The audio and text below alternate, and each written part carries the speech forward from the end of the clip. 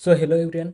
अगर आप आज ये वीडियो पूरा का पूरा देखते हो तो लिटरली आपकी आंखें खुलने वाली हैं, क्योंकि आज के इस वीडियो में मैं आपको दिखाऊंगा कि आखिरकार कंपाउंडिंग और एसआईपी दोनों एक साथ मिलकर कैसे आपके पैसों को बहुत ही ज़्यादा ग्रो करवा सकती है। और जब मार्केट गिरता है तब भी आपको कैसे अपनी एसआईपी वगैरह में बना रहना है। और ऐसा नहीं कि बस यार मार्केट गिर रहा है तो भागो भागो भागो, शेयर से बाहर निकलो, या फिर अभी मेरा पोर्टफोलियो डाउन है तो मैं क्यों इन्वेस्ट करूँ। तो इन सारी की सारी आपको मेंटेलिटी से बाहर निकालने की कोशिश करेगा। तो चलिए बिना किसी देरी के आज के इस वीडियो को स्टार्ट करते हैं। तो पहले मैं आपको बताता हूँ कि जो सेंसेक्स है उसका ओरिजिन हुआ था 1979 यानी कि 1979 में। तो आज अगर हम बात करें सेंसेक्स को आए हुए, तो सेंसेक्स को आए हुए 46 साल हो चुके, 47 साल हो चुके हैं वैसे, पर मेरे पास 46 सालों का डेटा है। तो अगर बात करें तो इसकी ओपनिंग वैल्यू थी 100 रुपये मात्र, और आज के समय पे इसी सेंसेक्स की वैल्यू चल रही है 75,000 74,000। क्योंकि मैंने 2025 का डेटा इसलिए नहीं लिया है क्योंकि पिछले 6 महीने में मार्केट गिर के वहीं पे आ गया है जहाँ पे 2024 में था। तो आई होप आप समझ पाओगे कि मैंने लास्ट 46 साल का डेटा लिया है। अगर आप 47 साल को भी लोगे तो यहाँ मैं बस एक डेटा पॉइंट ऐड करूंगा और इतना ही आ जाएगा, क्योंकि अभी 1 अप्रैल नहीं आया है तो इसलिए मेरे पास डेटा अपडेट नहीं है, क्योंकि मैंने लिया है 1 अप्रैल से 31 मार्च का रिटर्न। सो आई होप आप समझ पाओगे।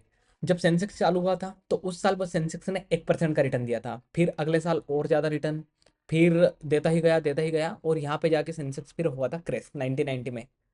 उसके बाद में फिर 1993 में जब हर्षद मेहता का स्कैम बाहर आया था तब भी स्टॉक मार्केट क्रैश हुआ था, और उस समय सेंसेक्स की वैल्यू कुछ 3 साढ़े 3 हज़ार रुपये थी। ठीक है। फिर 96 97 में भी थोड़ा थोड़ा स्टॉक मार्केट अपना करेक्ट हुआ था। उसके बाद में आपको पता है 2001 2 3 उस समय पे डॉट कॉम बबल फटा था, तो उस समय भी स्टॉक मार्केट करेक्ट हुआ था, और करेक्ट होके उसी वैल्यू पर आ गया था 3,500 की, जो कि 3,400 की थी 10 साल पहले वैल्यू। तो मतलब आप समझ पा रहे होंगे कि मार्केट जब अच्छा खासा भी कभी कभी करेक्ट होता है ना तो उसी वैल्यू पर आ जाता है जो पहले वो वैल्यू छोड़ के आया है। ठीक उसी प्रकार फिर 2008 में आपको पता है लेहमन ब्रदर्स का क्राइसिस हुआ था। उस समय मार्केट पहले तो बढ़ते बढ़ते 20,000 पे चला गया था और क्रैश होके 9,000 पे आ गया था। फिर बात करें अगर हम कोविड 19 की, तो ठीक है कोविड 19 का डेटा नहीं है क्योंकि मार्केट वापस बढ़ गया था 2020 के डेटा के हिसाब से इसके। तो ठीक है। तो अगर मोटा मोटी बात करें हम, अगर इसमें देखा जाए तो बहुत सारे साल तो ऐसे हैं जिनमें कि उसने नेगेटिव रिटर्न दिया है, फिर भी स्टॉक मार्केट आज 700 गुना से ज़्यादा रिटर्न देके बैठा है। मतलब अगर आपने 1979 में 100 रुपये भी लगा दिए होते तो आज 75,000 हो जाते, और 1,000 लगाए होते तो कितने हो जाते? वो 7,50,000 हो जाते। ठीक है। तो यहाँ से मैं अब आपको एसआईपी की पावर बताने की कोशिश करूँगा। तो मान लो अगर आप बस स्टॉक मार्केट में हर महीने मात्र 2,000 रुपये भी अगर इन्वेस्ट करते हो, क्योंकि 2,000 अगर आप इन्वेस्ट करोगे तो ईयरली आपका इन्वेस्टमेंट होगा 24,000 रुपये। तो अगर आप 24,000 रुपये इन्वेस्ट करते हो, और मैं पहले लेके चलता हूँ कि चलो आदमी है जो नॉर्मल है कि मतलब कि 20 साल तक ही काम करेगा, तो अगर वो 20 साल तक इन्वेस्ट करता है तो मैं चलो ये यहाँ से रिमूव करके इनको लास्ट 20 साल का डेटा ले आता हूँ। ये 40 साल का है, क्योंकि मैं मानता हूँ कि लास्ट 20 साल में जितना रिटर्न दिया उतना ही अभी देगा। तो देखिए अगर आप 20 साल तक स्टॉक मार्केट में बने रहते हो तो आपके जो 2,000 रुपये हैं, हर महीने 2,000 मतलब कि 24,000 रुपये, तो आपकी जेब से लगेगा मात्र 4,80,000 रुपये, और उन्हीं 4,80,000 की वैल्यू हो जाएगी यहाँ पे 18 लाख रुपये। मतलब कि 4 लाख रुपये आपके 4 गुना से ज़्यादा हो जाएंगे, मोटा मोटी अगर टर्म्स में बात करें तो यहाँ पे देखा जाएगा तो आपको लगेगा कि यार क्या ही रिटर्न दिया, क्योंकि इतना ज़्यादा खास भी रिटर्न नहीं दिया जितना हमने एक्सपेक्ट किया था। बट अब देखो यहाँ पे आती है पावर ऑफ कंपाउंडिंग। अगर आप वहीं इस टर्म को बढ़ा के अगर मान लो आप कर देते हो 30 साल, ठीक है, इधर नेगेटिव ज़्यादा है मैं ले लेता हूँ, फिर भी आपको अगर ऐसा लगे कहीं कि यार नेगेटिव रिटर्न तो लिए ही नहीं, तो ये लो, इस बार डाल देता हूँ मैं नेगेटिव रिटर्न। तो अब अगर आप देखोगे तो अभी 20 साल तक डेटा हमारा बता रहा था कि हमें बस 18 लाख रुपए के आसपास बनेगा। वहीं आपने जैसे ही 5 साल बढ़ाए आपका रिटर्न बढ़ के हो गया 40 लाख के आसपास। तो इसका मतलब समझ रहे हो आप, आपके आखिरी के 5 साल में आपके पैसे दोगुने हो गए। तो यहीं से होती है पावर ऑफ कंपाउंडिंग की स्टार्ट। अब मान लो आपने 25 साल की जगह पे आपने सोच लिया कि यार चलो मैं तो 35 साल तक इन्वेस्टमेंट करूंगा। तो 35 साल तक मैं आपको बताता हूँ कि 35 साल में आपका रिटर्न कहाँ तक चला जाएगा। तो देखो यार, अगर आपको सिर्फ 2,000 रुपये पर मंथ की एसआईपी से भी करोड़पति बनना है तो आप 35 साल में आराम से सेंसेक्स में ही इन्वेस्ट करके करोड़पति बन सकते हो। तो जो लोग बोलते हैं कि मतलब कि छोटा अमाउंट क्या है यार, क्या ही इन्वेस्ट करूँ, मतलब इतने पैसे तो ठीक है ना, ऐसे ही पड़े रहने देता हूँ बैंक में, तो आप लिटरली बहुत ही ज़्यादा गलत कर रहे हो। क्योंकि अगर आप थोड़ा सा पैसा भी इन्वेस्ट करोगे तो वो अच्छा खासा रिटर्न आपके लिए जनरेट कर देगा। और पावर ऑफ कंपाउंडिंग की मदद से आप देख ही रहे हो कि वो कितना ज़्यादा आपके पैसों को कर देगा। अब मैं एक स्टैंडर्ड टर्म लेता हूँ कि एक बंदा 40 साल तक तो इन्वेस्ट कर सकता है। तो मैं पिछले 40 साल का ही डेटा उठाता हूँ, भले से इसमें नेगेटिव हो पॉजिटिव हो, मैं कुछ नहीं देखता। तो अगर मैं उठाता हूँ, क्योंकि सेंसेक्स का कुछ भरोसा नहीं है ना, और इतना भी रिटर्न दे ये भी भरोसा नहीं है, पहले ही बता दूँ। यहाँ पे मैं कर देता हूँ, ठीक है, 40 साल का डेटा। तो अगर आपको 40 साल में, जो पिछले 40 साल में सेंसेक्स ने रिटर्न दिया वही मिलता है, तो आपके पैसे हो जाएंगे 2 करोड़ के आसपास। अभी थे कुछ 1 करोड़ के आसपास, और अब वो सीधे हो गए 2 करोड़। मतलब आप आराम से, अगर आपकी फाइनेंशियल ज़्यादा नीड्स नहीं है कि बिल्कुल मुझे लेविश लाइफ ही जीनी है, तो आप आराम से 2,000 रुपये पर मंथ में आपका पूरा का पूरा रिटायरमेंट प्लान कर सकते हो। पर देखो यार, अब हम थोड़ा डेटा पॉइंट्स के साथ में खेलते हैं। अब देखो, यहाँ पे हमारा हुआ था स्टॉक मार्केट क्रैश, ठीक है। इसका मतलब कि अगर हम यहाँ पर पैसा लगाते हैं, तो मान लो जैसे ही मार्केट क्रैश हुआ और आपके पास में कुछ पैसे एक्स्ट्रा पड़े थे, मान लो आपके पास में यहाँ पे पड़े थे 50,000, ठीक है। यहाँ पे भी मान लेते हैं आपके पास पड़े थे 30,000, ठीक है।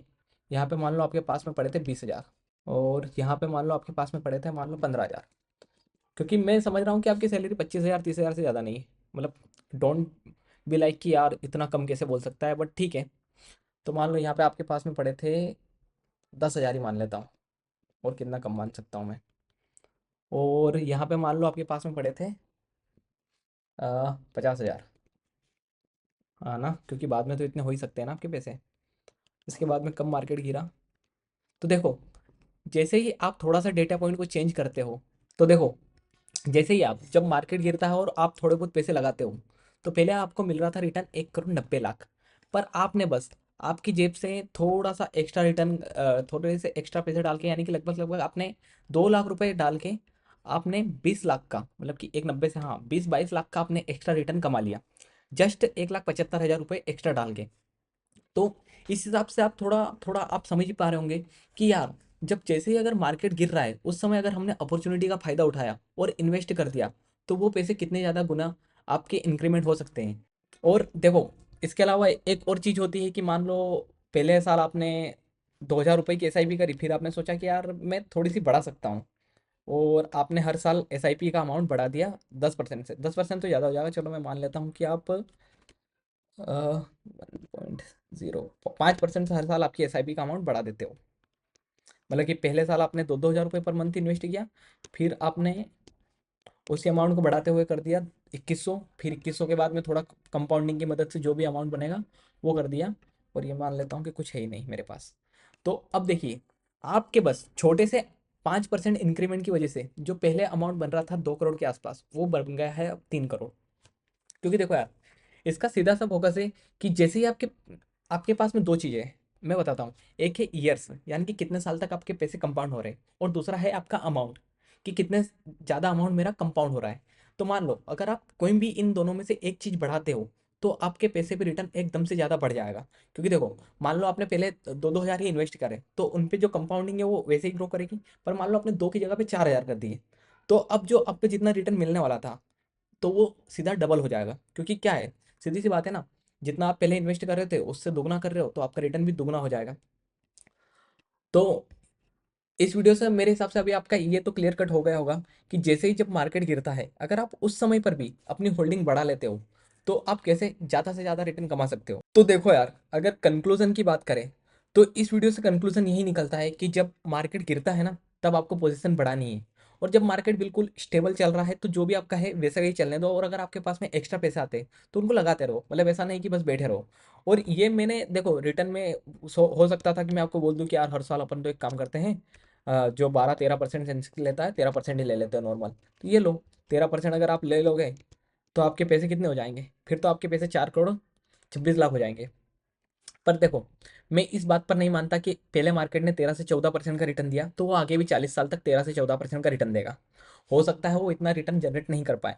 तो मैंने जो लास्ट 40 साल में डेटा आया था, सेम का सेम डेटा डाल दिया मैंने, उसमें कोई भी बायसनेस नहीं रखी कि मैं पहले, मतलब कि जो अच्छे अच्छे रिटर्न वाले हैं वही डालूं। क्योंकि जैसे ही हमने 35 साल का डाला, तो आपने खुद ने देखा कि जब मार्केट गिर रहा था, तो जैसे ही मार्केट गिरता है, अगर आप उस समय पैसे लगाते हो, तो उस समय तो आपके रिटर्न और ज़्यादा एनहेंस हो जाते हैं। तो आई होप आप समझ पा रहे होंगे कि जब मार्केट गिरता है ना, तब हमको हमारी होल्डिंग्स बढ़ानी है, ना कि हमें कम करनी है। और देखो, यही सिंपल रूल है कि अगर आपको 90% लोगों को बोलते हैं ना कि म्यूचुअल फंड में जो लोग इन्वेस्ट करते हैं, वो लोग जितना रिटर्न म्यूचुअल फंड कमाता है उतने वो कमाते ही नहीं है, क्योंकि जब उनको पैसे लगाने होते हैं उस समय तो वो पैसे की एसआईपी वगैरह सब रोक लेते हैं और उनके पास बिल्कुल कैश रखते हैं। और जैसे ही उनको पैसे नहीं लगाने होते, मतलब बिल्कुल मार्केट टॉप पे रहता है, तो उस समय पता है लोग उस समय पैसे लगाते हैं और सोचते हैं कि अब उनको रिटर्न मिलेगा। तो आपको पता है कि घंटा रिटर्न मिलेगा उस समय जब पूरा मार्केट ही ओवर वैल्यूड हो रहा है। इसका मतलब यही हो जाता है ना कि जो शर्ट की कीमत 200 रुपये है, उसको आप 300 रुपये में खरीद के सोचते हो कि यार मैं इसको किसी ना किसी को 400 में बेच दूंगा। इससे तो अच्छा ये है ना कि आप 200 की अगर कीमत की शर्ट है यार, और अगर वो आपको 150 में मिल रही है, तो आप 200 में तो उसको कभी भी बेच सकते हो। आई होप मतलब आप समझ पाए होंगे अगर आप थोड़ा डिटेल में उसके ऊपर सोचोगे तो, क्योंकि आई थिंक मैंने बहुत ज़्यादा फास्ट बोल दिया। तो इससे अगर बात करें इन्वेस्टर की साइकोलॉजी की, कि अगर बस वो बाय और होल्ड टाइट कर लेता है, तो वो अच्छा खासा रिटर्न जनरेट कर सकता है। और मतलब जो 90% लोग हैं उनको बीट कर सकता है। क्योंकि मैंने देखा है कि अभी कुछ दिनों से जैसे ही मार्केट गिर रहा है, तो मेरे आसपास जितने भी लोग हैं वो बोल रहे हैं कि यार अभी ना मैं पूरा मार्केट से एग्जिट होकर बाहर बैठा हूँ। मैं बस बाहर बैठा हूँ और इंतजार कर रहा हूँ कि मार्केट जैसे ही लोवेस्ट पॉइंट को टच करेगा और मैं इन्वेस्ट कर दूंगा। या फिर बहुत सारे बोल रहे हैं कि यार अब मार्केट में इन्वेस्ट करना सेंसिबल नहीं है, और वो बिल्कुल बाहर हो गए। तो देखो, उन दोनों के लिए एक ही बात है कि कंसिस्टेंसी इज द की।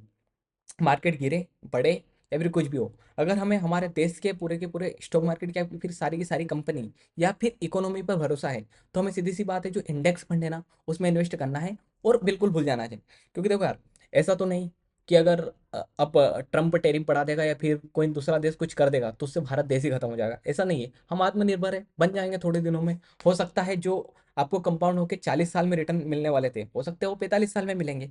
तो बस हमको बस बाय करना है और टाइटली होल्ड करके उनको बैठे रहना है। ना कि जो हवा हवा में बात चल रही होती है ना कि यार बस बेच दो बेच दो बेच दो, तो उन पर बिल्कुल भी हमें फोकस नहीं करना है। सो आई होप गाइस, आपको इस वीडियो से कुछ ना कुछ वैल्यू बनी होगी, और कुछ ना कुछ आपकी जो मार्केट की साइकोलॉजी है वो बदलने की कोशिश मैंने करी है। सो इस वीडियो में बस इतना ही। अगर आपको ये वीडियो पसंद आता है तो वीडियो को लाइक करना, चैनल को सब्सक्राइब करना, और साथ ही आप कमेंट कर सकते हो कि नेक्स्ट वीडियो किस टॉपिक पर बनाऊं। So guys, bye bye.